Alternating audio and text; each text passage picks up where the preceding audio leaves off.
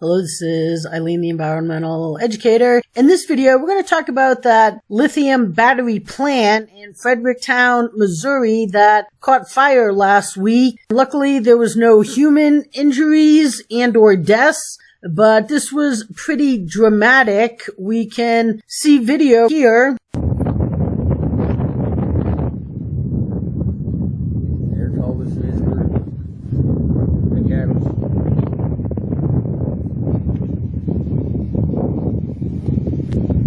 Boom! Another one. Another one went on deep on the inside. There's the fire from it. Boom! I got it.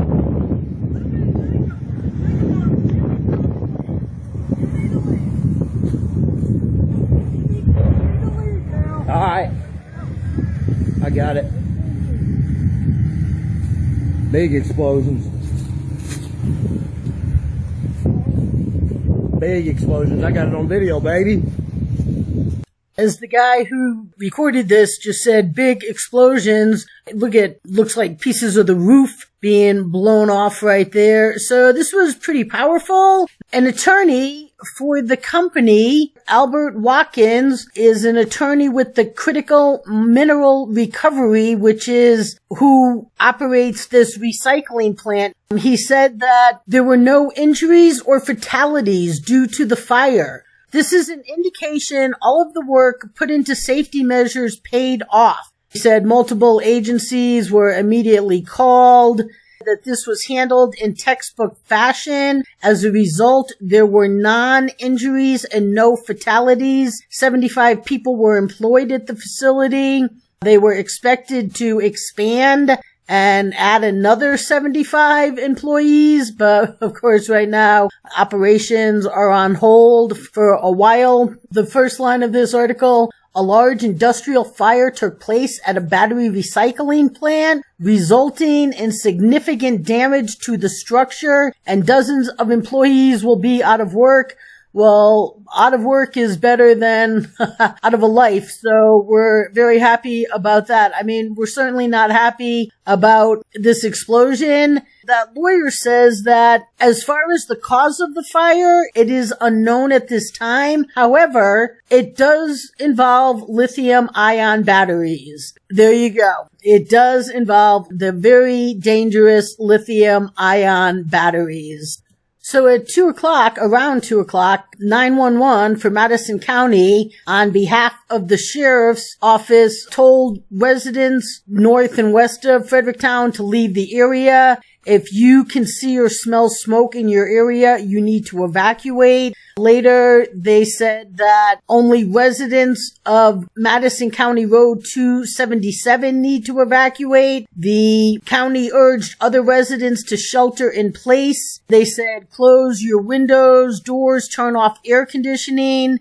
If you see smoke, stay inside. So this started around 2 o'clock, I guess. That's when they posted. At 3:06 p.m., they put out a notice out here on Facebook. And at 7:45 p.m., they said that they were still fighting the fire, which I'm sure they continue to fight that fire for a while because it certainly was dramatic and powerful. And lithium-ion batteries the fires from them just do not get put out very easily. It says, according to the company's website, the plant processes electric vehicle and consumer-grade lithium-ion batteries and retrieves valuable metals and minerals, including copper, nickel, cobalt, lithium, manganese, and aluminum. The recycled materials can be used to build new batteries.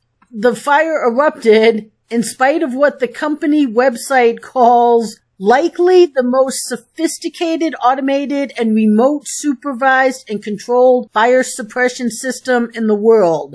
The state-of-the-art fire prevention system is designed to detect fires before they start. The system covers all areas where battery materials are stored or processed. It is monitored remotely 24/7, employing high-intensity, industrial forward-looking infrared camera technology. So they got on it and they followed all their plans according to the lawyer, which saved lives. But one thing it didn't do was save a bunch of fish that showed up dead in a nearby waterway, where thousands of fish carcasses have washed up in Fredericktown downstream from the battery plant that caught fire. This was confirmed by Missouri Department of Natural Resource Division of Environmental Quality Information Officer Brian Quinn. He confirmed that the fish kill in Village Creek, I guess that's the area, he said there's an investigation being led by the Missouri Department of Conservation, but testing results likely won't be available until next week. The assumption is that the fish kill is from runoff from firefighting at the plant, but even that is an assumption. If it is linked to that, we won't know until samples are back if it was actually chemical exposure or lack of oxygen. The benefit from our perspective is the heavy rains that went through and more rains that's forecast will, or at least should, improve the situation as far as dilution.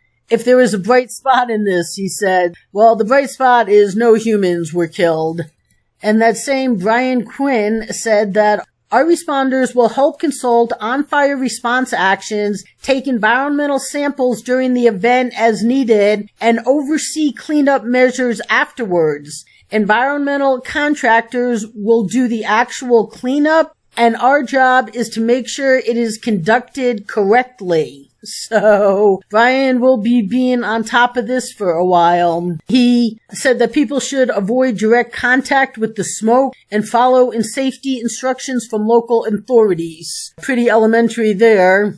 And this article says that according to a Wayback Machine snapshot of the company's website, the company says it is one of the largest lithium-ion battery processing facilities in the world. It's a big facility. And is it needed? Not if anyone had allowed real environmental solutions. Since November 93, we would have solved our environmental problems without the ridiculousness that's going on today, which includes electric vehicles, which if you've been around here before, have nothing to do with being environmental. They're ridiculous. The batteries are ridiculous. I don't know if you remember back in like the 70s, the Ford Pinto and maybe another car. They were exploding because of how the gas tanks were in the car, how they got hit or something. And you know what? Those cars were shut down immediately. How much do we have to go through with these lithium batteries to pretend that we're putting clean cars on the road? We're not, okay? Nothing, all the way down to the power these cars are generated from, which is the electric grid, which is primarily fossil fuel generated. Okay, all of this is just ridiculousness. So we don't need that. We just need real solutions. But for right now, we can be very happy that there was no loss of life except for some fish. If we could get on real solutions, we could end all of this silliness and the danger that comes from all of the pretend environmental solutions the people that are shoving this agenda down your throat put on us. So stay tuned, people.